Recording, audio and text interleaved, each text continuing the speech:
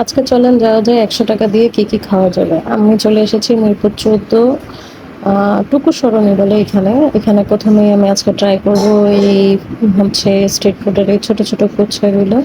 এগুলো আমরা যখন স্কুলে পড়তাম তখন হচ্ছে এই ফুচকাগুলো আমরা বেশ মজা করে খেতাম। দেখি এখনো আগের মতোই ওরকম টেস্ট আছে কিনা। আর আমি আসলে যখন স্কুলে পড়তাম তখন এই মামার থেকেই খেতাম। আর এই মামার থেকে আজকে আবার খাচ্ছি। দেখি মানে টেস্টটা আগের মতোই আছে কিনা। এখন যেহেতু এই এরিয়াটা আসলে কোচিং স্কুল এই সব কিছু মিলিয়ে তো এখানে বেশি ওরকম স্ট্রিট ফুডের জিনিস নেই। এখানে আছে এই ফুচকাটি, আগে এর জন্য এই ফুচকাটি খেতে এসেছি। আরও ৪-৫টা আইটেম আছে, আপনাদেরকে সব কিছুই দেখাবো। যেহেতু আমি ঝাল পছন্দ করি তাই মামাকে বলে আমি ঝালটা নিয়ে নিলাম। এখন হচ্ছে এই ফুচকাটা ট্রাই করার পালা। দেখি ফুচকাটা দেখতে তো ভালোই লোভনীয় লাগছে। তো ১০০ টাকার মধ্যে এই ফুচকাটার দাম ছিল ২০ টাকা। তো ২০ টাকা দেওয়ার পরে এখন চলে আসলাম এই ভাজাভুজি খাওয়ার জন্য। এখানে এই সব কিছুই ছিল, আলুর চপ, বেগুনি, এরপরে হচ্ছে গিয়ে বড়া, এগুলো ছিল পার পিস ৫ টাকা করে। তো আমি এখানে ৩টা আইটেম খেয়েছি, তাই আমার ১৫ টাকা পড়েছে, আর ফুচকাতে ২০ টাকা। তো টোটাল আমার ৩৫ টাকা শেষ। এই যে এই জায়গাটা, এটা একদম ওই যে মাথায় হচ্ছে মিরপুর ১৪ বাস স্ট্যান্ড, আর এটা হচ্ছে এই মাঝামাঝি মিলি সুপার থেকে একটু সামনে এই জায়গাটি।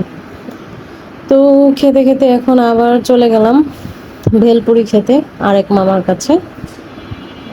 দেখি ওনার ভেলপুরির টেস্টটা কীরকম হয়। তো আমার কিন্তু এই পর্যন্ত হচ্ছে ওইখানে খরচ হলো ১৫ টাকা, আর ফুচকাতে খরচ হলো ২০ টাকা। তাহলে টোটাল হয়ে গেল হচ্ছে গিয়ে ৩৫ টাকা। আর এখানে আমি হচ্ছে গিয়ে ভেলপুরিও হচ্ছে গিয়ে ২০ টাকা। তো টোটাল এখন কত হলো? ২০, ২০, ৪০, আর হচ্ছে গিয়ে ১৫, ৫৫ টাকা। দেখি আজকে ১০০ টাকার মধ্যে আর কি কি খেতে পারি। তো ভেলপুরিটাও দেখতে খুবই মজাদারই লাগছে। আর প্লিজ এখানে এটা যেহেতু স্ট্রিট ফুড, কেউ আসলে ওইভাবে হাইজিনের কথা বলবে না। এরা যথেষ্ট পরিমাণ হাইজিন যতটুকু পারে অতটুকু তো মেনটেন করে। তো এটা শেষে এখন চলে গেলাম আরেকটা ঝালমুড়ি মামার কাছে। সে ঝালমুড়ি মামা হচ্ছে গিয়ে একটু ঝাল দিয়ে হচ্ছে গিয়ে সে মুড়ি মাখাচ্ছে। তার মুড়ি মাখানোর স্টাইলটা একটু অন্যরকম। সবাই হাতের উপরে রেখে হচ্ছে গিয়ে মুড়ি মাখায়। আর উনি হচ্ছে গিয়ে যে এখন উনি হচ্ছে গিয়ে যে ঘুর্ণিটা নিয়ে এই যে ওনার হাঁটুর উপরে ভর করে তারপরে হচ্ছে উনি এইভাবে হচ্ছে মুড়ি মাখাচ্ছিল। দেখতে আমি আসলে প্রথমে দেখি একটু অবাক হলাম যে কীভাবে এইভাবে নিচে নিয়ে তারপরে নাড়াচ্ছে।